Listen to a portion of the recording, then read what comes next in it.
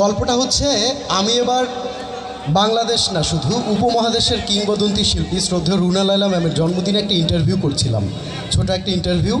তো ওই ইন্টারভিউটায় আমি তাকে প্রশ্ন করছিলাম একটা, এবং সেই প্রশ্নটার উত্তর ছিল যে আপনি যে এত গান করেন এবং এই যে উপমহাদেশের একজন বিখ্যাত শিল্পী, আপনার আসলে কেমন লাগে, মানে একদম প্রশ্নটাই এইটা ছিল।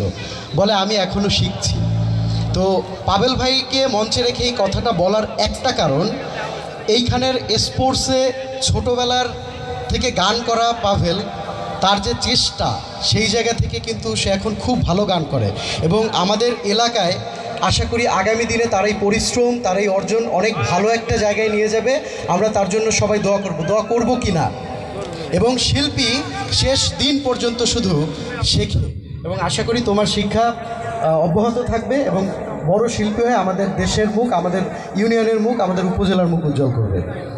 তোমাকে অসংখ্য ধন্যবাদ আমার প্রিয় ভাই তানবির লিমন, যার আমার তো সামান্য একটি গানের প্রতিভা, হ্যাঁ গান লিখিও মাঝে মাঝে, কিন্তু আমার ভাইটার যে প্রতিভা সেটা মানে আপনারা চোখেই দেখেন হয়তো বা অনলাইনে।